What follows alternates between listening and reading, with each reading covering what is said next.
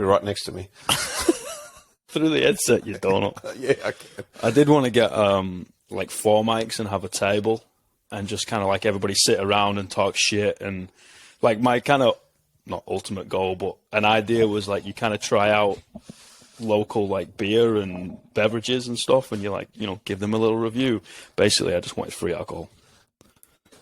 Have you got that right yet? No. There's not a lot of people that want to sponsor this thing. No. You never know. We might know somebody soon. Yeah, maybe. Yeah. Maybe. Yeah. Although there is one in Bradford. CBD, mate. That's not in New Zealand, right? It's not in New Zealand. Okay. Well, then we're screwed. Yeah, yeah. Well, it's okay. Everybody who's listening from the UK can benefit. There we go. And we're speaking a good enough English for them, right? Yeah. No worries. I don't, you know, when you look on the analytics and when someone listens from New Zealand, I'm actually really weirded out because I'm like, people don't know what I say in person when they can like lip read and I'm pointing at things and they're still just kind of mind boggled and cross-eyed. So I'm like, how are they going to know when it's just audio? No, like, exactly. There's no subtitles with this. No. I didn't pay for that package. Like, Well, this is why you're probably recording this, because they're going to think this is really weird. 2 boys sitting on a couch with blankets over their legs, right? wearing headphones. Why are they wearing headphones? They're right next to each other. Yeah. Oh, crazy. Well, it is what it is. All right, brother, I guess you're going to have to introduce yourself because I'm not CNN nor BBC, so I don't introduce people. So. Oh, okay. So everyone kind of knows me as Hashtag. My other name is Michael. And that's pretty much me. Old guy, been around the world a couple of times and done many things. I sometimes refer to myself as a jack of all trades and a master of absolutely friggin' none of them. So, but yeah, so I'm the CEO and founder of an organization called Functional Adaptive Movement, or FAM. There you go. We're both wearing T-shirts. There we go. Got your T-shirt on already. And yeah, we kind of do a strength and conditioning program for anybody living with any disability. Started off here in New Zealand and 15 people, roughly 10 years ago, thanks to a lovely lady called Jordan Roos. And now we're sitting at close to 420 people a week across the country. Actually, the world, sorry. We've got a small audience with some special people. Jason Perkins and the team from Nothing Special in Bristol, and a couple of folk in London that we Zoom into once a week. That's thanks to Auntie Cindy's team of 5 million lockdown. So we had to pivot the business. But yeah, and growing. Kind of a newbie, wannabe, try be, maybe am entrepreneur. Just kind of, you and I were talking over lunch, and it's kind of like, how did this thing start? Oh, maybe a couple of pieces of corrugated iron, some duct tape, and a couple of screws and nails, and that's where we are right now, right? Mate, it's working, man, you know. Like, and I suppose the other important part of all of this is I am a parent to a lovely daughter that's living with a disability. She's still based in South Africa, and kind of never really think that she was maybe my personal legacy, to why I do what I do.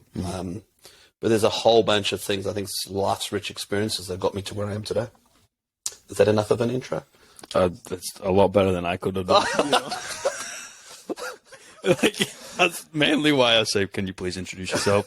Because of my inadequacies. Like, oh, no, you're good, bro. You're good.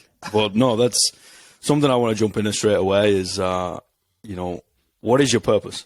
It kind of goes anywhere. You can go down any direction you want.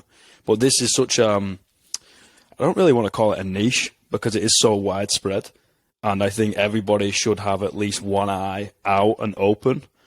And I think, we were speaking over dinner of, I take responsibility as a coach for everything. I'm quite harsh on the coaching scene in the sense of, I think we should have at least one eye on everything and be able to either delegate or be able to, look after certain types of people. And I think everybody should be able to come underneath that umbrella and get a hug from us all. But what is your purpose, man? Because it's a hard business. It's fitness as a whole. Why do you do what you do? Wow, what a stunning question. I think my purpose on this planet is probably to use my infectious energy to help people unlock their true potential. And those people are all people. My business, as you know, is around disabilities, but we work very closely with a bunch of universities and students that are on placement. So it's me helping them unlock their true potential and help them find a moral or a true north on their compass to where they're going to go once they finish studies, to work with parents to help them realize that there's another parent that's been there, done that, and you can do this. It's to help the coaches that we come on board to grow this why of that everybody deserves the right to an inclusive opportunity to exercise. And we know the science is there around how important exercise is in your well-being, in your physical being, etc. And I think the back end of my purpose is to give people the eye-opener, the ability or the understanding to live a more independent life. And if we can kind of help them realize that it's hard and it's a struggle sometimes, but with our compassion and empathy, they can achieve many things. I think I said to you during lunch as well, like we don't have a can't. The word can't it exists and it's in our business, but we always add a bolt word onto that, and that is yet. You can do anything, just can't yet. Just got to try. I think that's my purpose. I think my purpose is that. I just want to leave a legacy behind that. That this carries on, that this perpetuates itself, create a self-perpetuating machine of assisting those that are living with disabilities anywhere in the world. And I think it's a sorely underutilized and under-resourced sector of our society, and it's a part of our society. Yep, 100%, man. And everybody struggles with something, right? Yeah, fuck yeah. Like something. I swore. Oh, fuck it. Oh, fuck. Okay, cool. Carry on then. Say what the fuck you want, man. The amount of C-bombs, as in cunt, not COVID, I say on this thing, like, if you don't like it, I'm sorry, but just turn over somewhere else. It's fine. Very good friend of mine said just use 2868 predictive text. Oh, like the OG Nokia. You showing your age, man? Yeah, I know. The brick. That shit will survive a nuclear holocaust. Totally, it did. It'll be cockroaches and Nokia bricks. There you go. Left over. There you go. But it's true, man. Like we all have something, right? And it's just opening up those doors and being inclusive of everybody. That's one of the reasons why we're sat here today. Is like we sat across a table, and you can see with someone's eyes what their intentions are. And I saw inclusivity, and you're just like, okay, well, I've been beating this drum for fucking years, man. And if someone turns out and opens a gym or turns around and says, I just want to make money, I'm going to respect that. Mm-hmm.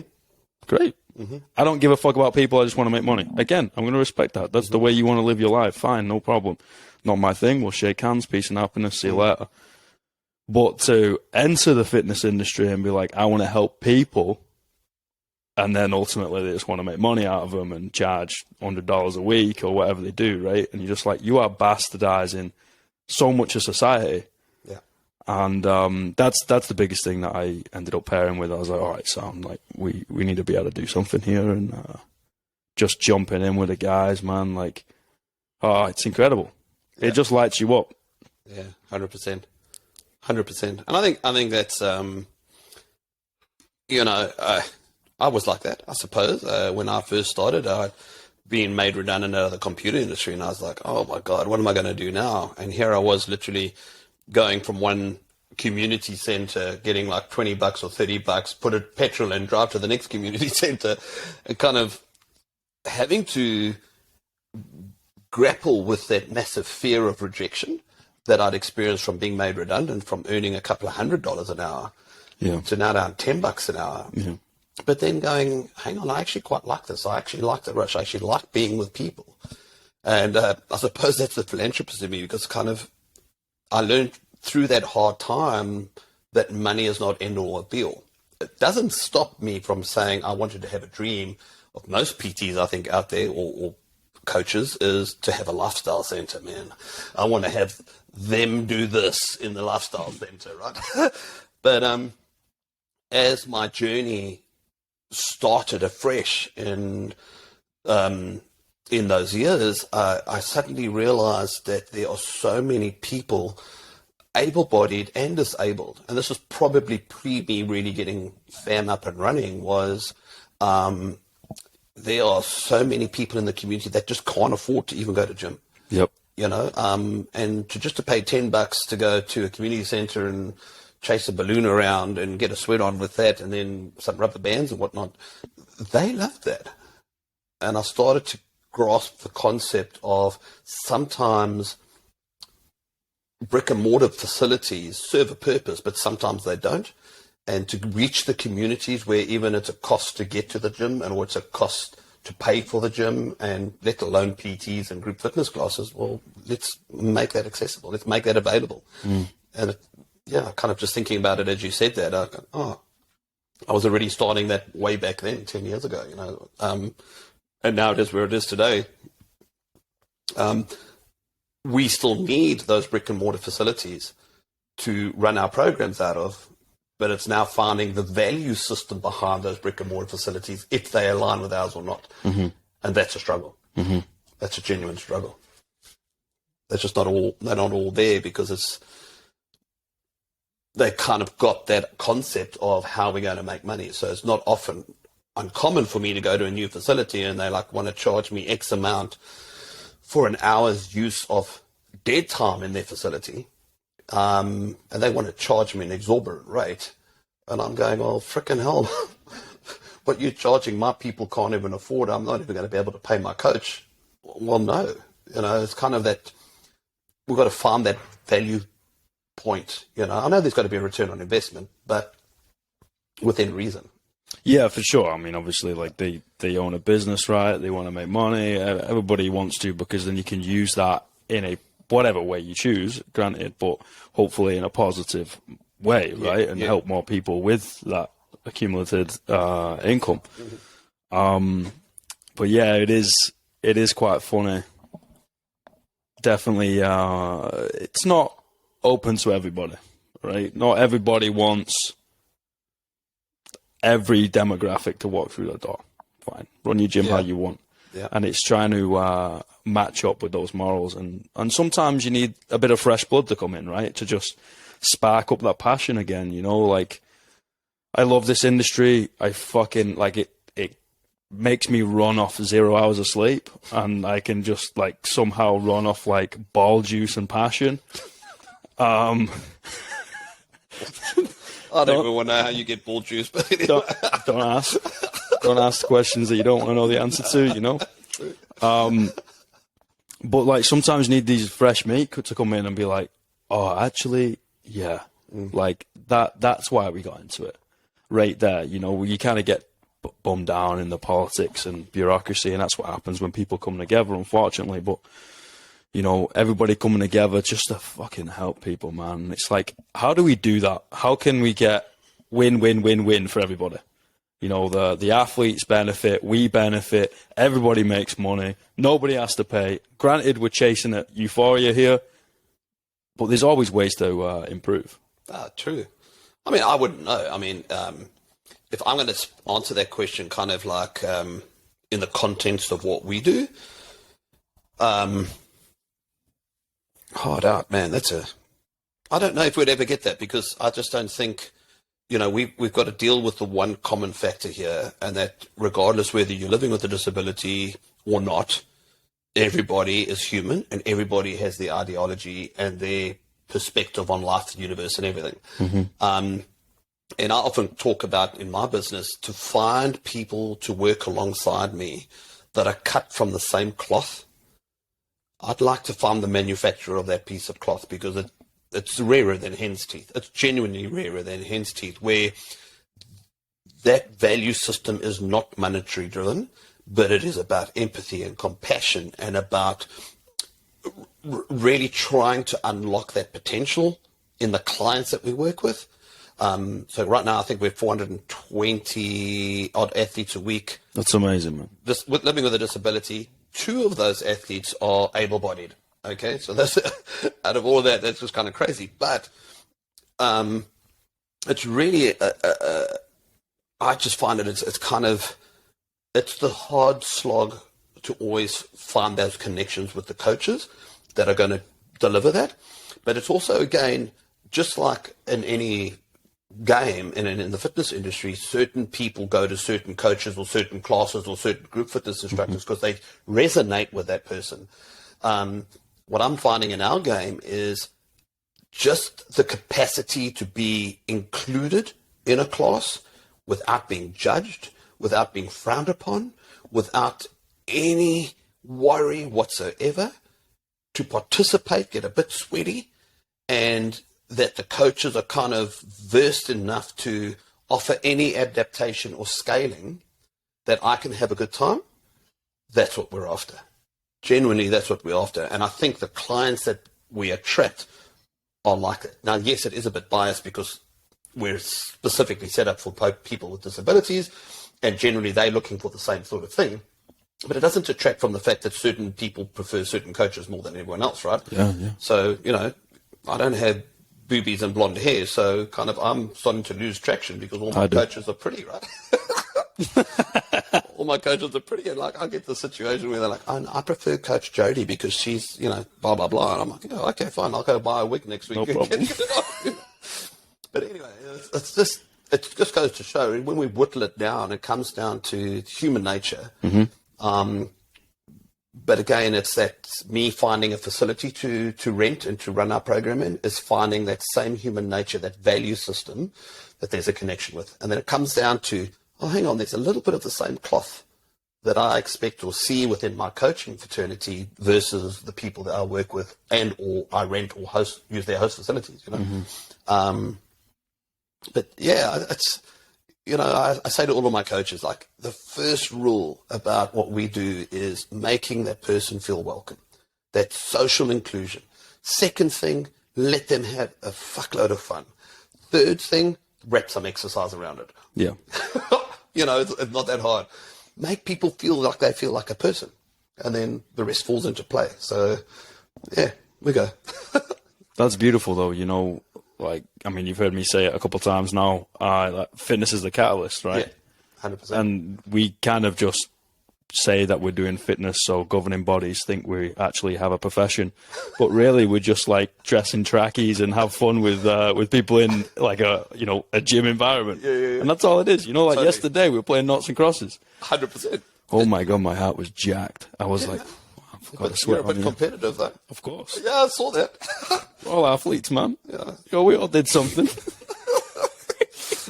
Mind you, the two kids that you guys were working with, man, they were super competitive themselves. They were rapid too. I was like, I'm not gonna be able to keep up. No, they had energy, man. Wow, that was so cool to watch yesterday. That was real good. Yeah, it was incredible to be amongst, in the middle, because you felt the energy from these 2 little girls feel like everybody is the same. Yeah.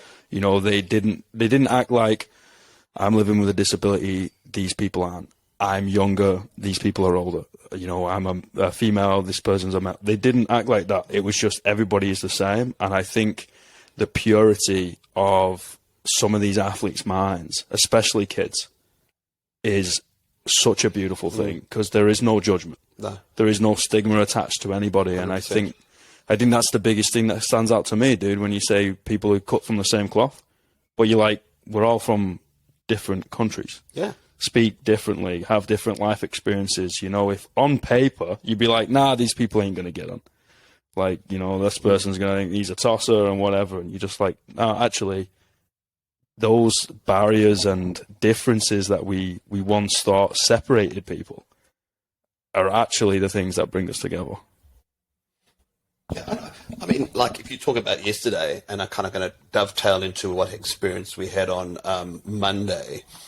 What was amazing yesterday for me, and I was really tickled and humbled and appreciative down to my core, was there wasn't even the slightest perception from the coaches going, oh, got to do this again. It was just genuine let's just give it a go. And it dovetails into something you said, and I think that's kind of important in our world, is judgment. And we had some university students come in on Monday and kind of help out at the class.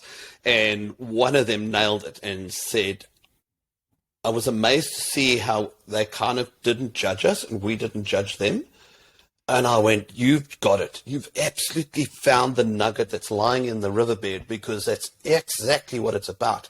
And it's so cool because I love it. You know, the neurodiverse folk we work with are the best, because they just walk in and they go, hi, my name is Bob, and who are you? And you say your name and they go, how old are you? Yeah. And they're like, you don't get asked that. When you meet somebody on the street and you say, hi, I'm Mike, and I don't go, oh, so how old are you, Mike?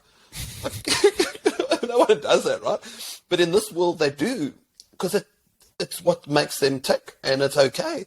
And it actually, I find it just knocks the soapbox from underneath you, that you just tumble down and you go, oh yeah, I'm human. I'm made from dust and matter, and life is good. And we just get on and have a conversation and carry on.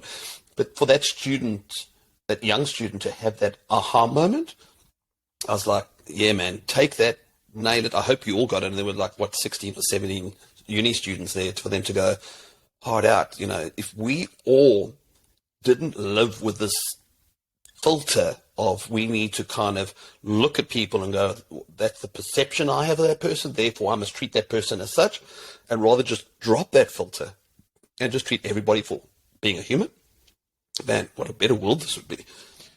Were you always like that? Me? Yeah, non-judgmental, like... I think so. I mean, I'm competitive in my own right. I've achieved some good shit in my life, I think. But I'm always that kind of guy. I remember when I was riding mountain biking competitively, if there was a new person that joined our squad for that day, I was the guy at the back riding with the new guy. I've always been kind of that carer, that person that would jump back. Even when I served in the military, you know, I was kind of, I was the knob that was running in front of everyone, and they were like, dude, you're an officer, you're not supposed to fucking do that. And I'm like, no, I want to go into the battle. I want to get this done. I want to lead from the front. But at the same time, I'm also making sure that the crew at the back are looked after. You know, I'm that firm believer of, I eat last. You know, I have a function, ladies first, well, children first, ladies first, and then, you know, because I'm a massive believer in, if everybody is being cared for and looked after, you get cared for and looked after. And what fills my tank? What fills my tank is probably seeing other people go, wow, somebody took the time and effort to make me feel awesome, and they're excelling. I don't mind if they become world champions at it or whatever, but that I was a part of that process, I don't have to be acknowledged for it. But I kind of know in my head and go, yeah, cool, I helped somebody today. And that's what tickles my fire, I suppose. Is, you know, like, I'm that guy that's, I want to be an achiever. I want to be successful. But at the same time, I'm going to try my best to bring as many people as I can along for the ride, because it's a cool ride, you know, whatever the sport it is or whatever the activity. And in my business as well, you know, I think I set everyone up for success, always.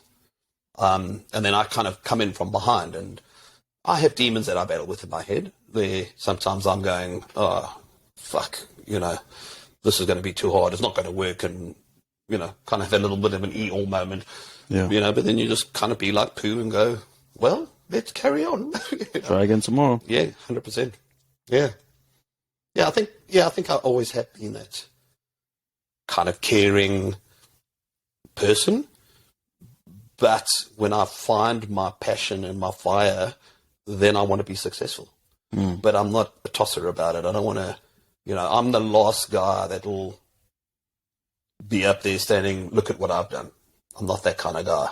You know, people ask to take photos. I'm the guy trying to take the photo because I don't want to be in there, because that's their celebration, not mine. You know, I'm a bit weird like that, I suppose. No, I don't think it's weird. I think there's a special type of reward. It's like an intrinsic reward, right? That's seeing exactly other right. people, Yeah. seeing other people flourish, and it's such a beautiful thing. Like the amount of times I've cried on a gym floor, and I've kind of had to take myself to the side and be like, Alex, you've got another fucking 12 minutes to get through this class, man. Like, if you're just bawling your eyes out, like, people are going to be like, we're paying money for this? Like, it's kind of weird. But, you know, you set everyone else up.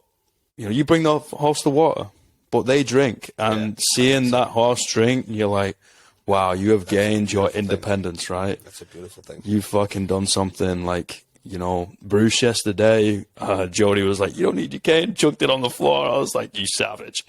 And then he just like kind of looks at her and just goes, steps right on, steps right off. And I'm like, fuck, like just ecstatic, you know. And Tom this morning, just like massive beaming smile on his face because he did a good sumo deadlift high pull with 4 kilos. And he just like, it doesn't matter what the fuck they do. Yeah. You know, my greatest thing to coach and my favorite thing to coach for able-bodied athletes is a box jump. You know, people would think it's, is it a 100-kilo snatch or is it like a fucking muscle up with a pirouette? And no, man, it's teaching someone how to jump on and off of a frigging box. Because super hard, right? It's super hard. You see them go through that mental battle. They've like reached to the gates of Jerusalem. They're looking up and they're like, fuck, if I open this thing up, there's going to be lions and tigers in there. And the next thing you know, you see this lady or gent or kid or elderly person, and they just jump, they leap, they kind of give it a go. They toss themselves out of a plane, and then the parachute opens, right, and they land on. They just see like the light comes on. Yeah, you're like, that right there is euphoria. That's heaven. Yeah, I think in our game as a coach, it's awesome to remember that, and I think that's such a cool story because. I jokingly say I cry often. You know, I wear my heart on my sleeve massively. You know? But this looking for those small, powerful, wonderful successes of others kind of gives you the energy for the next session, for the next moment, for the next whatever. But also not having the expectation for it to happen every time. Because there's days when it's absolute shite, man. Nothing's fucking working at all. And then there's days where you just have them one after the other. You know, I don't have enough tears in my system to get through a day, you know, because there's just so many good things. And sometimes you have to look for them. And they can be, like you say, the smallest thing. Like, you know, you're right, Tom picking up that looks like a heavy kettlebell, right? But this is super light. It was massive.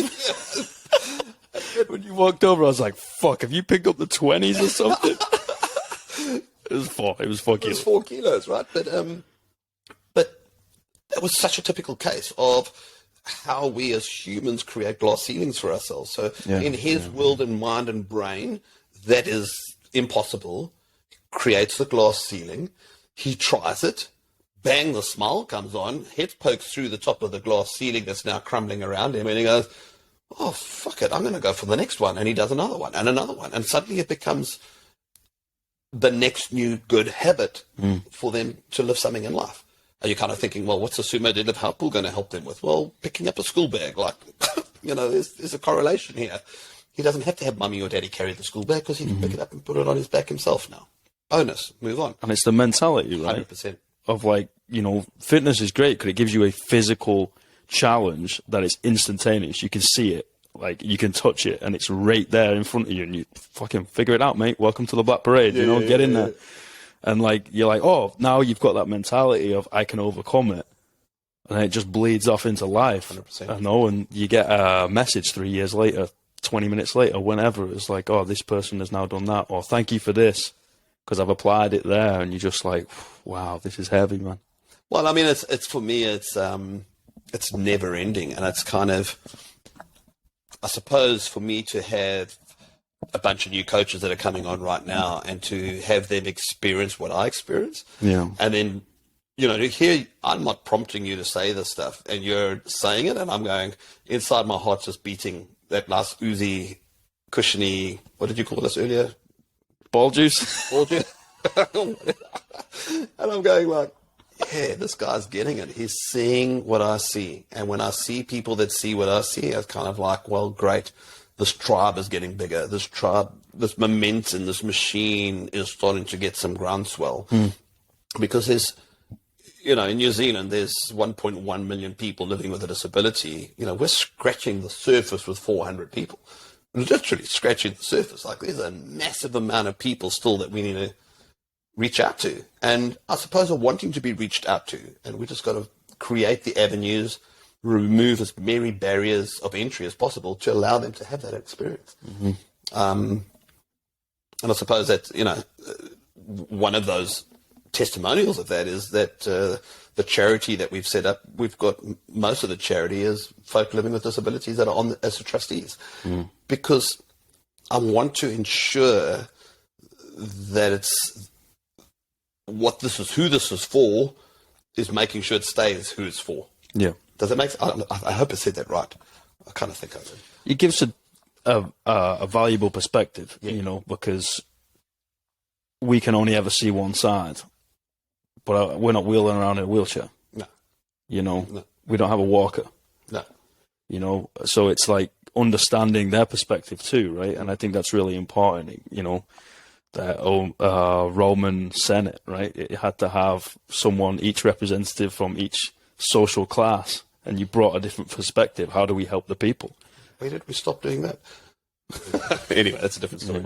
Yeah. When Caesar didn't want to give back power, you know what I mean? He might have been onto something. Fuck that, I don't want it. Take it back. Like, fucking, I don't want this shit. But I think that's so true, and it kind of goes on what we said over dinner of, like, I think CrossFit is a phenomenal thing. Yeah. They really did an incredible job and still are. Yeah. And I'll beat that drum, and I'll beat the powerlifting drum, the weightlifting drum, strongman. We all do a phenomenal job. Zumba, spin class, it gets people moving, right? But I think these facilities that we've created for people need to now understand that we can do better. And it's like, 100%. How do we do better? I was like, well, inclusivity for one, right? I was like, do you have a scholarship program for those kids who literally cannot afford school shoes? It's like, how the fuck are they going to pay you 12 quid? They go to school with no shoes. I was like, they're going to give you 12 quid by stealing. And are you teaching that the right way? No. I was like, okay, great. So how are we going to include them? I was like, how are we going to get someone in from a wheelchair? How are we going to provide someone with the service who might be neurodivergent? And I think looking at your team and being like, okay, great, we're not all 6 foot buff and blonde. It's like, oh, we got this person who specialises in this, that person who specialises in that, and all just coming together. And we got an ATA trained, we got a CrossFit, we got a bloody calisthenics, we got, I don't know, whatever it is, pirouette on a frigging thing, whatever. Just gets people moving, 100%. And just been like, I don't care who you are. I'm going to love you all the same. Doors open, man. Yeah. And I think that's where I find, I suppose, the hardness sometimes, because, there's so many people are coming out of the education mill into the PT space or coaching space, etc. And everybody's got the pipe dream to have their own facility, blah, blah, blah. And then the whole thing is, where are they going to get their money from? And they think it's going to be strictly from able-bodied people. So they go and rent or buy or hire facilities with no foresight into those living with a disability. So they rent a facility that is not accessible. And by meaning accessible is there's very little steps or ramps or things to prohibit somebody with a walker or a walking impediment or a wheelchair to access. Yes, this building has a toilet, but it's right at the back there and it's like a shoebox. Like, well, there's no way a freaking wheelchair is going to fit there. So, I think a lot of people get into this wanting to do the good thing, and I'm not knocking it. They want to do the good thing, and I love that. And I just think anybody, even if you move for 5 seconds a day, that's better than nothing. But I don't think sometimes people think ahead as to the whole community that could potentially be adding some serious coin to their business if they made it fully inclusive. But they've got this thing in their head that I want this style of gym. Well, you've just excluded 80% of the community. Do you think it's stigma? Do you think it's like that? I mean, we touched on it earlier. Fear, like their own personal. I'm just gonna go with the status quo.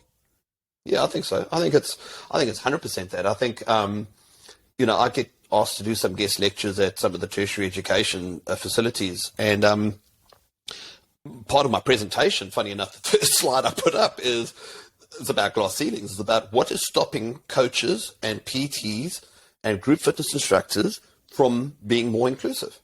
And it's one simple word, it's fear. It's fear. They just are too scared to think, because their whole perception, their whole upbringing is people in wheelchairs and or missing limbs or amputations or whatever's going on don't do this. They've never seen somebody do Zumba in a wheelchair. They've never seen somebody with a hearing impediment do a Les Mills body combat class. And the perception is they've never seen it, therefore they don't know that it can be done. There's so much that can be done. You can adapt and scale anything for anybody, in my opinion. Fuck yeah, you can. It just takes time. It takes effort. And sometimes you need to ask for help. And at other times, it's also just freaking try, And who's my best teachers are my athletes. My clients that I have, they're the ones that tell me, I say, hey, this is what I want you to do. I'm keen to try this. This is what it looks like. What do you reckon?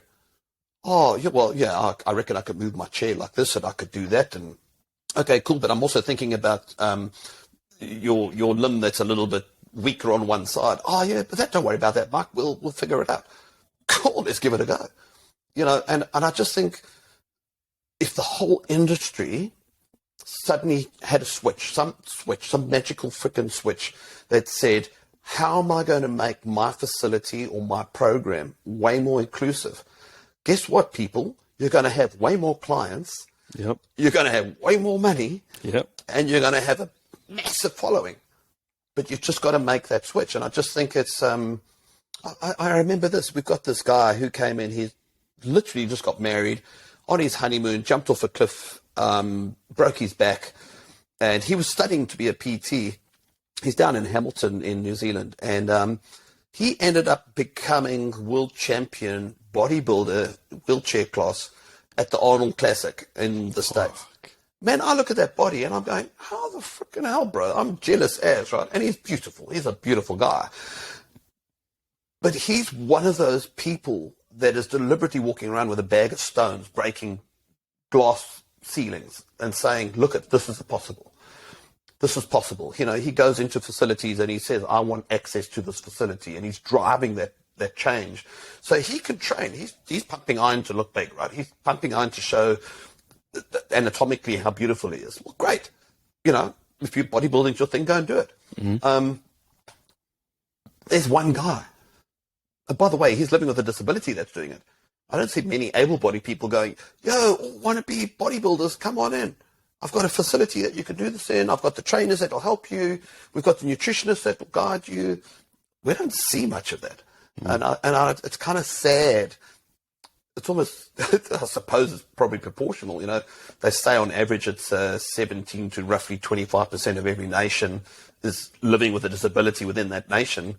When I wonder what the percentages of coaches is that's helping them, I would probably say it's half of that percentage. Less than. Yeah. It's less. You know what I'm saying? It's like, fuck, come on. More people get involved because there's so much cool stuff. And I'll tell you what, I find more genuality. Sorry, I'm going to steal your buzzword. More authenticity and integrity from people living with a disability, because life's fucking hard on the general, and have way more to deal with on the general than we do. Yeah. And they have the best clients. Honestly, they have the best clients. No dramas. 90%, 99%. I'd go as far as to say 99%, no dramas. Let's just get on and get it done. Sweet as. I don't have to worry. Crack on.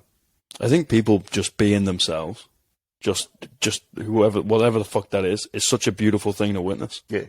And I think coaches end up tripping up because they're like, oh, I can't do that because of fear or whatever limitation they've put on themselves. Now, you do realize, jumping off your point of you're going to make more money, you're also going to be better at your fucking craft. Yeah, 100%. Nobody wants to do their job and be really bad at it. No. Right? You're one bad day away from getting fired. Why? Because you're shit at your job, dude. Yeah. Why would you have a job? This is going to make you better. And it's also going to make you better for able-bodied people. Yeah. Well, this And everybody. you know this. I mean, there's hundreds of podcasts out there and articles about it. But, you know, at some point, your able-bodied client is going to tweak something in their body and is going to injure them. If you're not a coach that is able to adapt and scale, but keep them going, because remember, if an able-bodied person is so focused on exercise and that's kind of their regulator or whatever it is, and they injure themselves, they're going to go to a pretty dark place because suddenly, mentally, they're not getting their fix. So you as that coach should be able to adapt or scale to keep them in that good mental space. But most people suddenly go, oh, your arm's in a sling. What now? And Go do open gym. and the client is going, oh, I can see the fear on his face. Now what? What's going to happen to me? Woe is me. And it just spirals down. That's bullshit. You know, sorry, I'm going to steal your thunder now. You know, you said something over lunch, which was, imagine if every CrossFit facility was, and I'm going to put it in brackets, forced to or required to have adaptive trainers, certified adaptive trainers inside their facility. How freaking epic would that be? And that's kind of for the last hour really been resonating in my head. I'm going, holy crap, you're right. Yeah, man. You know, because when I started this, I thought, if you could train children, you can train anybody. I 100% agree with that. Yeah. So kind of when I did CrossFit Kids, it was one of the best freaking courses I've ever done. You know, next to my CrossFit Level 2, CrossFit Kids is up there, man. And I think it's called Brand X now. It's gone back to what it originally was. But it was the biggest light bulb moment in my career was, crap, if you can nail kids, youngins, you know, young teenage, sort of coming into pubescency and then later teenagers, if you can train them and you can captivate their attention and you can get them to move and try get their bodies to move in a better way, man, if you can't train kids, if you can train them, you can train anybody. 100%. Man, I still stick by that. I now add on to that. If you can train kids and people living with disabilities, then nobody is an issue. Genuinely, nobody is an issue. It's so funny being out on the floor yesterday because, you know, you're like, oh, great, okay, you can't do this, cool, we're going to change that up. And, you know, obviously working a little bit more intensely with Jordan and phenomenal, you know, obviously in a electric wheelchair and CP, right? Yeah. It was great. I was like, my battery running low, hold on. That was loud.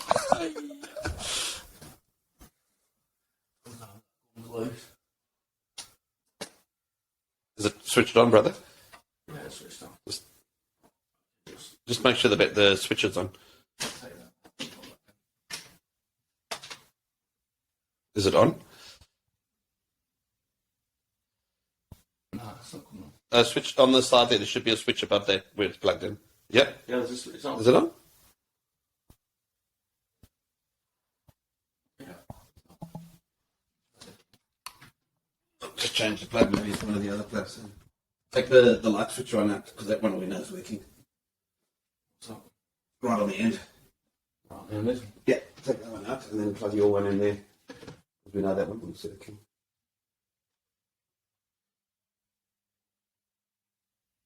No.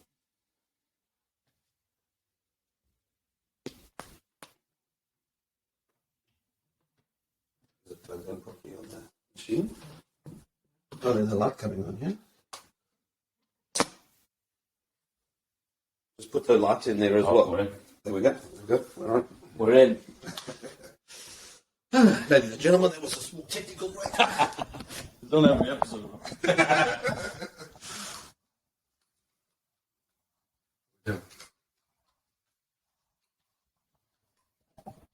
You know me, dude.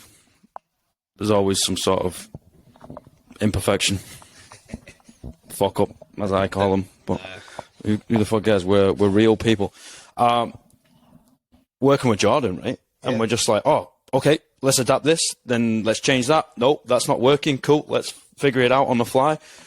Dude, it's the same with kids. It's the same with adults. And jumping on your comment of like one of the best things you did was learn how to coach kids. I did my youth S&C diploma, right? And they're like, right, you've got 2 to 3 words to tell these kids. Otherwise, if you just, okay, I want you to do this, guys, it's like, just fucking tell them what you want to do in 2 to 3 words. Yeah. I applied it to adults, and it works perfectly. Yeah. You go back, and I was like, you know what? I'm going to see if it works if I just talk to these people. It's the same with adults, mate. Yeah.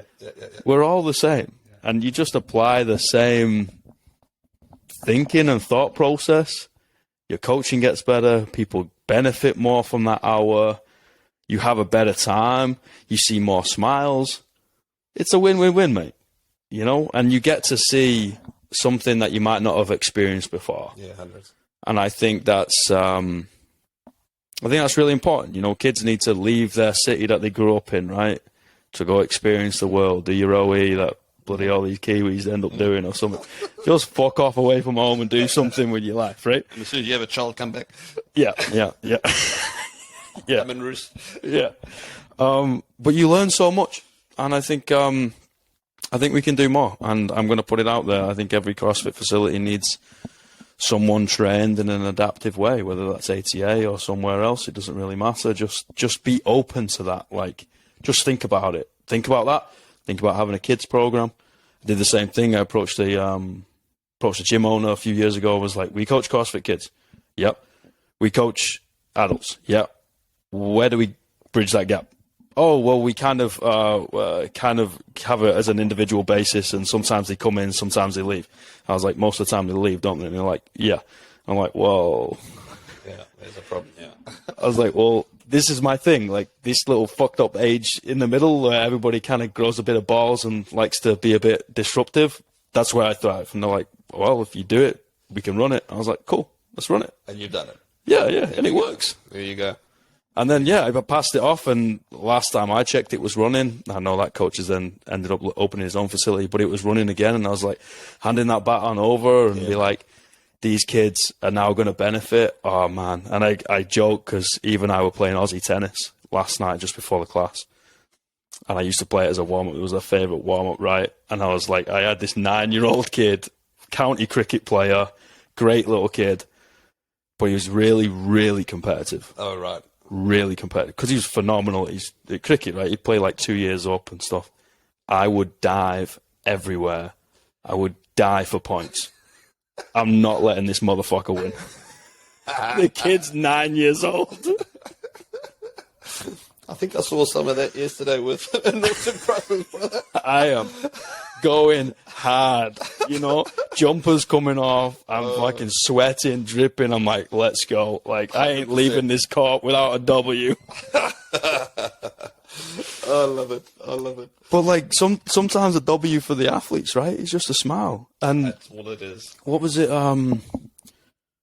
Was it Jordan's mum who said this is his only activity he does every week? Well, some of these folk, remember that, you know, within our business, we're kind of very mindful about trying to... No, you think he was coming off? Oh, what's it coming off? Oh. Just thought I'd give it a little pat back. My condom was coming off. Yeah, your condom was coming off. Oh, sorry, bud. 2 lads, blankets. Back here. Dodgy, yeah. That's all right. Yeah, I was going to say that I think one of the things that kind of keeps me on the straight and narrow is acknowledging the fact that what we offer is probably the only exercise, movement type, and sometimes club/social feel that they'll ever get per week. And we've got to make it the best experience ever because you're right. You know, I'm starting to see a couple of barriers to entry post this crazy thing that we've just all experienced around the world, and that is cost of entry, so money, financial. There's the social, anxiety. Yeah, there is.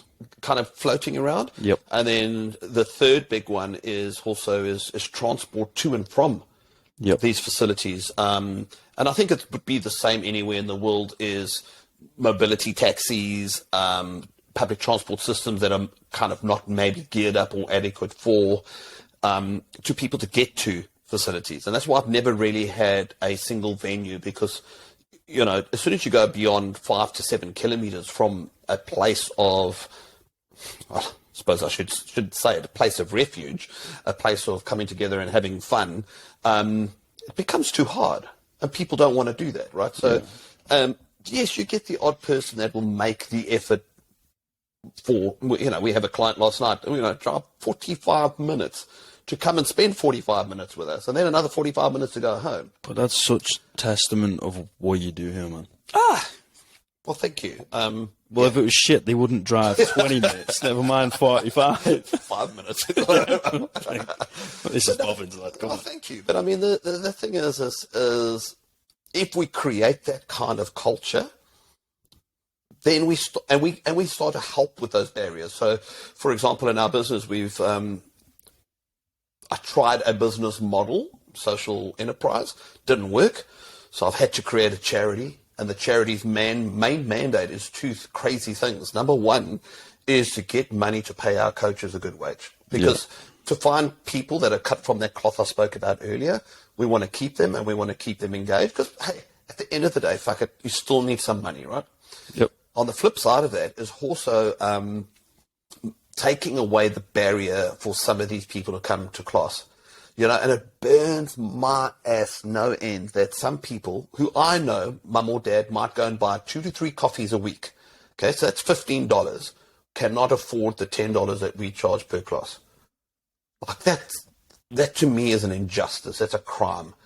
And we have people coming and saying to me, Mike, can you discount $10? And I'm like, no, because I haven't changed my prices in 8 years. I haven't. I'm still $10. And I'm like, you are kidding me, right? $10. But I say it tongue in cheek, but it's a real reality for some people. I get it. A disability doesn't choose a gender. It doesn't choose a socio-economic group. Yeah. Disability is across the range. Unfortunately, those that are from a lower socio-economic background kind of suffer a little bit more than those that do come from a higher social economic background. The sad thing is that some of those in the higher social economic background kind of sometimes don't give a shit. And that winds me up too. Like, you've got all the money in the world to actually pay for a great experience for your child living with a disability, yet you still make it hard. Like, why? Like, what's your problem? And if you've got this much money, why don't you just help some of the kids that can't afford it, or some of the families that can't afford it? So it's kind of, and I think this is life in general. I think this is, whether your kid goes to the right school or not, or you had a hard upbringing or not. And you and I are having this discussion earlier, like, what is it that makes people have that switch? And I'm trying to be that organization that is, I don't care where you come from. I will do everything in my power that to A, get you there, B, to cover the costs of the experience, and C, that you have a great time and I somehow impact your life, that you become out of this a better person and a more independent person at that. And if we can get to that kind of mindset, that's what we do. So that we had to create this charity to achieve some of that. And I think we're getting there. It's brand new. It's fledgling days, so to speak, with the charity being involved in the business. The business has been going 10 years in various guises. But now I just finally see this thing cementing in, and we're kind of stripping away, prejudices? We're stripping it away and just going, hey, human, come here. let's get it on, we're getting there. And I'm excited for where this whole journey's going. I'm fizzing. I can see your eyes are lighting up, bro. That's the tears in them, man. Like, honestly, like, I've never wanted to cry so often. Than this week. Then we're 2.5 days in, mate. You know what I mean? Like, I'm just like, just fucking welling up. Like, I'm going to end up fucking putting some heavy weight on my back. And I'm being like, okay, yeah, we're going to do a squat. I'm just going to end up bawling. What the fuck is this lad doing? Like, I'm just so overwhelmed. But like, I got a saying of poverty knows no prejudice, and neither does anything else, right? Like, you dealt the hand you're given, and I think what we're doing here and where it's going to end up going is such a special place. Yeah, man. of like, I don't give a fuck, man. You know, it's just strip all that away. You know, it judges on, or it bridges over to my same thing. Everybody complains about MPs and Parliament. But, like, you do realize the power's in your two hands? Yeah, hundreds. You know, and it's like, well, the way you talk to your barista is probably the way they're going to end up talking back. Yeah. So it's like, if you're an asshole to them, they're probably going to be an asshole back. It's got nothing to do with a frigging document that somebody's, like, passed through bloody Parliament. No one gives a shit about that no more. Yeah. Like, let's just, you walk through the shutter door. How are you doing, mate? Yeah. Oh, you're not having a good day? No problem, pal. Oh, we're going to have to, like, you know, just like us this morning. Oh, 4 rounds too much. Cool. Let's go 3 rounds. Let's cap it here. We go 1 more minute, 30 seconds, whatever. Just adapt on the fly, get on the dance floor, drop that prejudice, and just watch the smiles beam.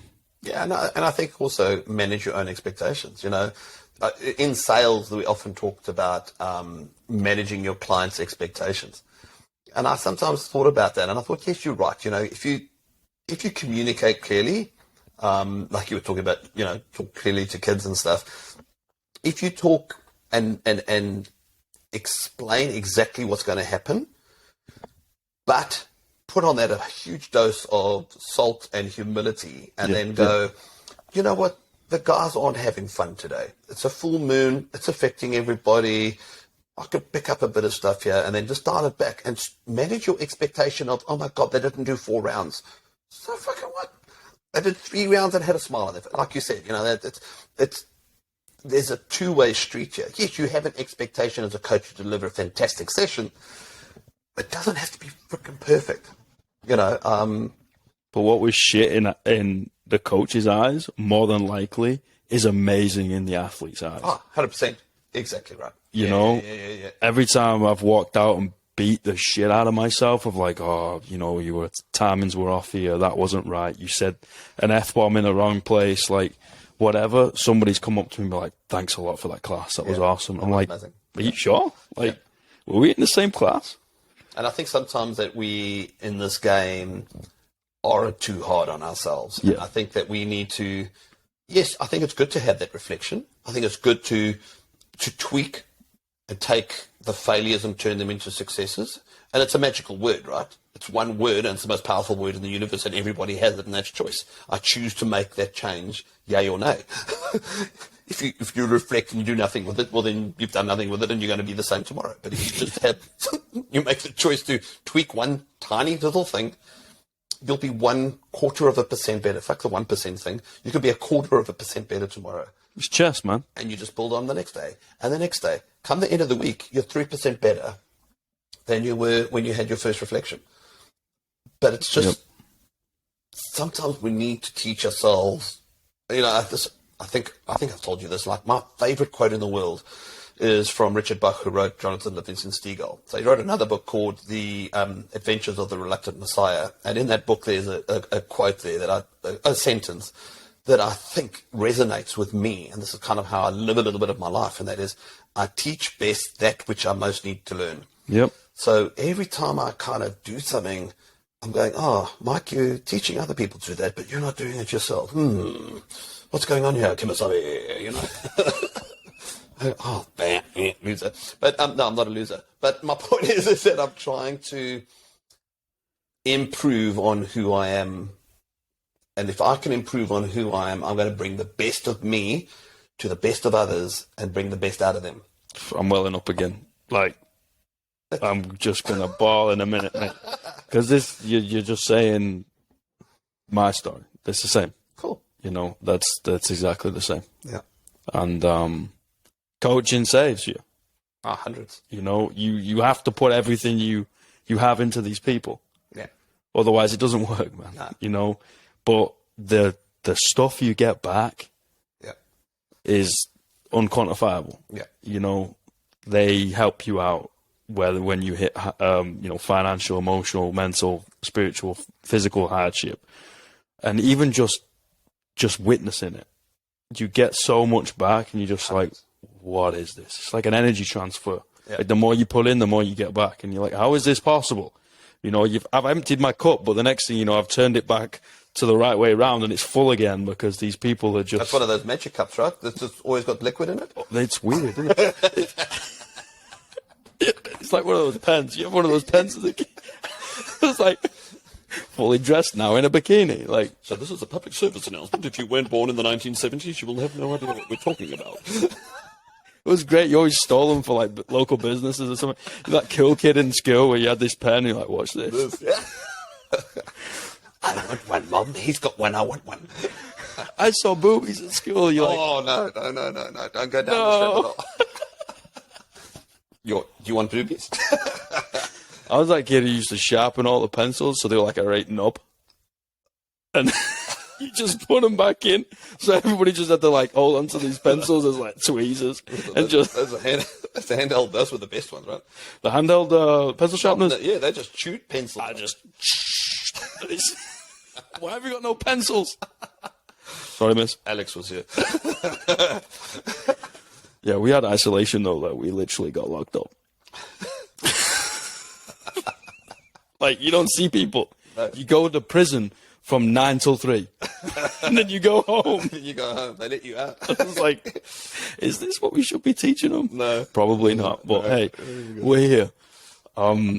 Dude, I'm fascinated by leadership. Okay. What does it mean to you? Oh, wow. Leadership. What does it mean to me? I think, firstly, as a precursor to that question, I hate management.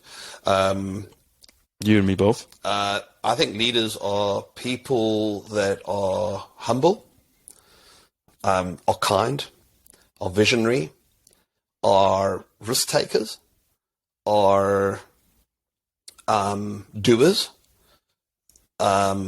example setters, entrepreneurial.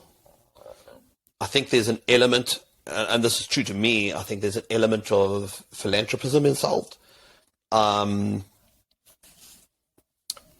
And sometimes to me, I think true leadership is almost like playing leapfrog. You know, when you play that game and you leap over each other. Yep. And sometimes if you're a good leader, you set up a good base for someone else to leapfrog you 2 to 3 times.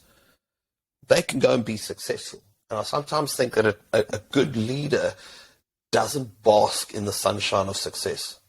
I think sometimes a true leader is that humble, quiet mofo that is sitting around somewhere, but everyone, only after he's gone or she's gone that they suddenly go, oh, fuck, how did I get you? Oh, fuck, man, that guy actually had a massive input. And when they get invited to your passing or your celebration of your life, they go like, oh, yeah, this is what this guy did for me. You know? And it's kind of crazy. I don't know. I think leadership is something you can be taught, but I think there is an element of life experiences, the ability of someone to change and acknowledge criticism or feedback, and that choice thing coming into play that you can become a better person. And I think if I I see myself as a leader striving to constantly better myself, because if I'm bettering myself, I'm better enabling others to become better. Mm-hmm. And for me, leadership is, I don't like the limelight, personally. But somebody has got to be that visionary, that person who's going to pick up and make the first step. I'm that kind of guy, you know. So if there's an accident on the motorway, I'm going to be the guy stopping. I'll break all the fucking rules to help that person because that's my human right to do. Yeah. But I'm also the first person that's going to say, hey, let's try something. Let's all draw a big dinosaur, and I start drawing the dinosaur kind of thing. And I think the other aspect of a leader is somebody who is constantly feeding their system, just like we as athletes and coaches teach our people to have good nutrition. I think a leader is feeding that leadership nutrition into you. So following other good leaders like Simon Sinek or Brendon Bouchard or freaking Tony Robbins, whoever it is in your world or your sphere of influence, take the good out of people. So I live a life where I kind of see qualities in people that I think are amazing, that are good, are pure, and I try and steal it from them. They don't know. I hope this isn't going out anywhere, but I steal it from them, and then I try and reenact it as much as I can, because I think it allows me the capacity to become better at what I do. And here's somebody who's saying all of this, that in my quiet moments, when no one's around, I lack self-confidence. I beat myself up. I kind of insulate myself. So it takes a lot to go, well, hang on a second, you're not displaying that. What I'm seeing, that behavior, the way that you talk, the way that you say, the way that you move, come on, can't be. And I think sometimes, the greatest people all have little things, little thorns that they just can't get out. And it's learning to manage them. But at the same time, as I'm not focused on them, my job is to empower others, and I think a leader is a humbling, empowering person. It's not a definition, but I think that's my understanding of leadership. It's beautiful though, and I saw a quote yesterday. Was it Charles Bukowski or something, like one of the poets? Mm. I love his stuff, but it was something like, people try and run away from their demons. In fact, you should do the opposite. You should welcome them in with open arms and learn about them and understand why they're scared and hateful and try and hurt people. And, and you end up attacking it with love, but that thing that you're attacking is yourself. Yeah. We all got that good and bad wolf, right? 100%. Like, which one are you going to feed, right? Which one are you going to feed? Yeah. They both need to eat, but which one are you going to feed most? Yeah. And I think about it all the time when I train. I was like, I'm taking that angry man out of the fucking cage because he's been pissed off. He's been in there all day, but I'm throwing him in the middle of the gladiator arena, and I'm throwing lions and tigers and elephants at him to beat the shit out of it, to put it back in the cage. Mm. You gotta use that. And we idealize perfection, right? Mm. And try and keep up with the Joneses and do whatever we do and try and hide those things away. And usually that results in, we chase a vice. Mm-hmm. We chase something just to cover it up and mask it and plaster on a broken leg, and then it's, we get this midlife crisis, and the partner we've been with for 30 years is like, you've changed. Who are you? I was like, yeah, because you've been trying to suffocate part of yourself. Yeah. Yeah. Rather than learning from it and being like, oh, okay, this is just part of my personality, and like, how can we use it in a constructive manner rather than a destructive manner? Yep, I agree. And it's just channeling that energy, man. And it sounds really hippy dippy. You gotta love yourself, but you kind of do. But you also need to learn from yourself. How am I going to learn from that angry man? How am I going to learn from that self-conscious person part of me? And it's like, okay, cool. And then you can witness it in other people then, right? And then you can help more people. And we are in that industry of helping people. So that if we could potentially help someone in the future by doing a shitload of work now, just that potential of helping someone in the future, it's worth it. Yeah.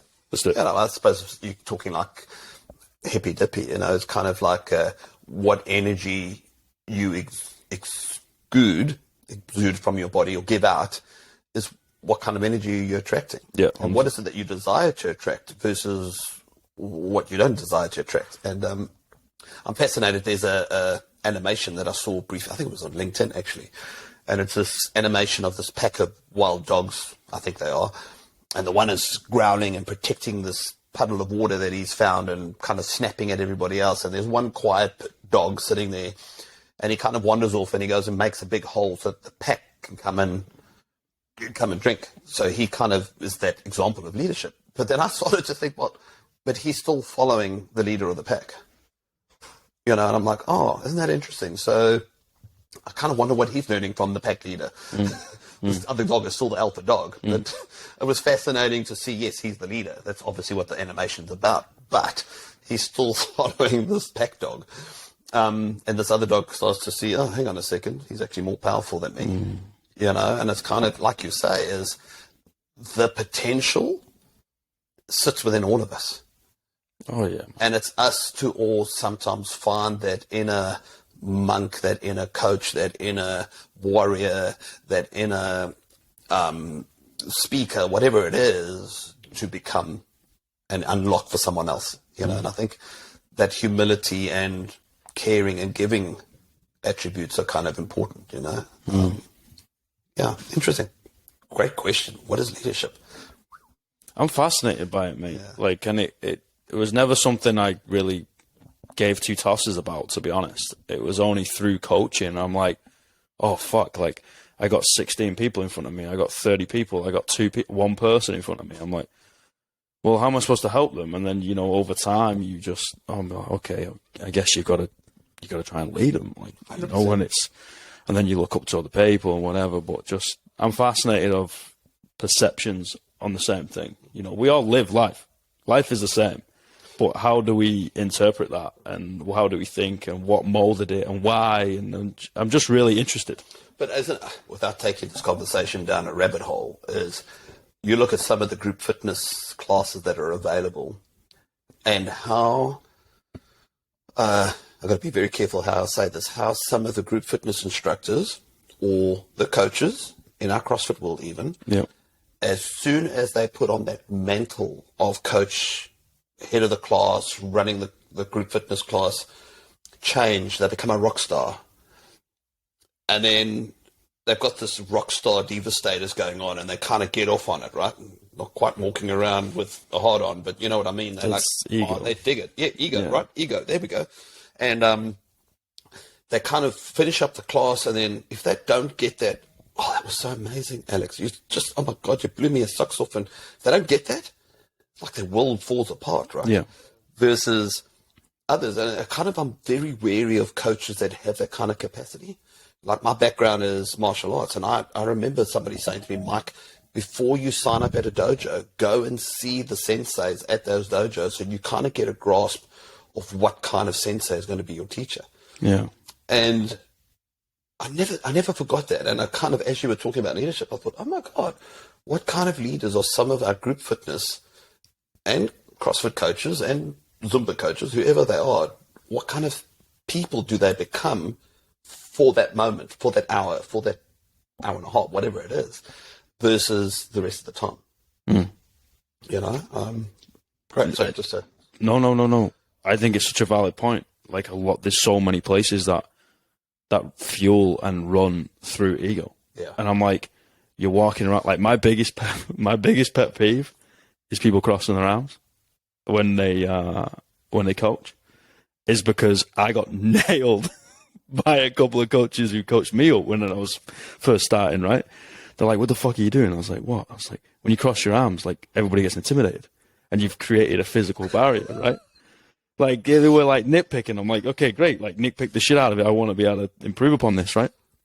But there's so many people that just, like, if I'm not in the limelight, if I'm not in the middle of the room and everybody's looking at me, like, it wasn't a good class. And I'm like, dude, like, granted, you're the most important person in this class because you're supposed to take it, but you're also the bottom of the pack right now.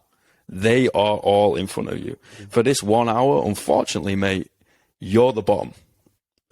And that's the way it is. That's the dotted line that you signed on, mate. Like, I put it a little bit harshly. I was like, for an hour, you're a piece of shit. And they're all got to listen to what you got to say, granted, but in your mind, these people are in front of you. Then, obviously, when it changes, you've got to have a really good cool-down system so people don't mentally fatigue, burn out, and then leave the industry, right? Yeah. And then that's when things need to flip around, and that gets into a whole lot of, like, people management and stuff. But that 1 hour, I was like, dude, it doesn't matter. Like, you should be, where are you positioned yourself? So somebody else is getting the limelight, but they're also listening from you. Hundreds. So yeah, that is a great point with. And I think, you know, one of the things that I remember one of my early coaches teaching me was, Have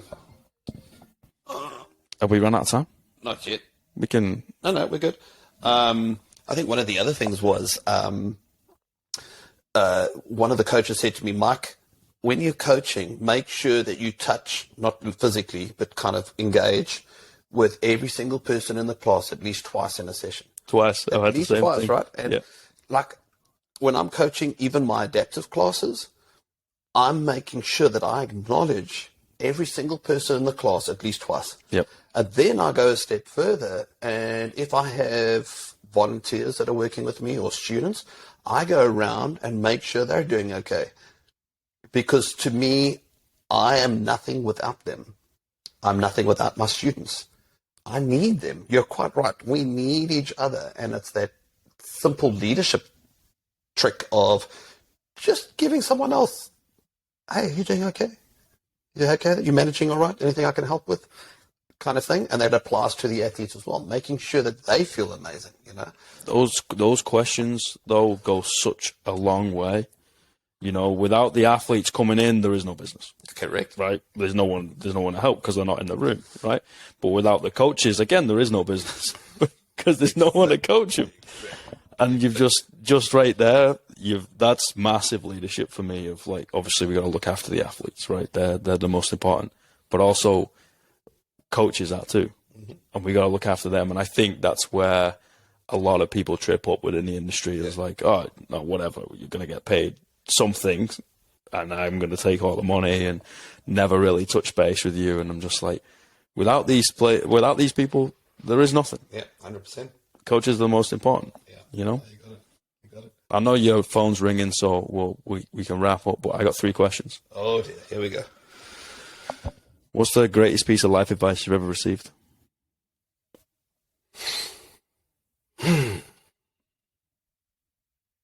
It would probably be in the days when I was doing sales training and leadership training and teaching people to walk across hot coals and all that kind of cool stuff. And my mentor at that stage was saying to me, Mike, if you don't wake up at 3 o'clock in the morning with fire in your belly, you're not passionate enough about what you're doing.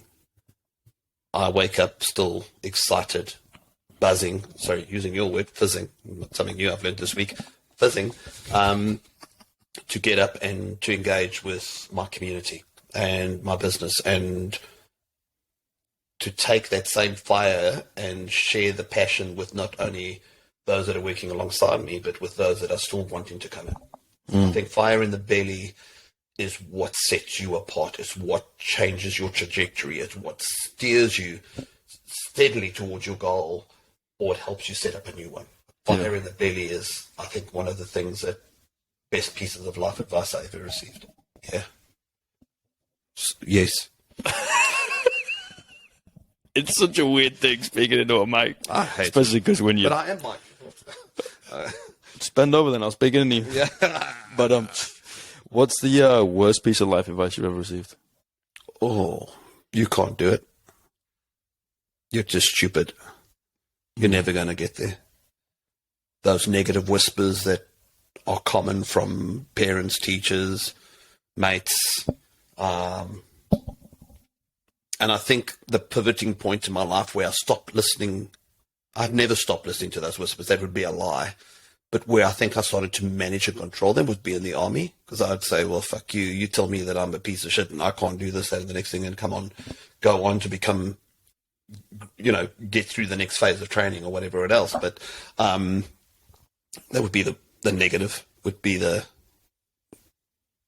very common whispers that I think a lot of people hear. And I heard those. I didn't believe in them. Some of them to this day I still listen to. They're still there.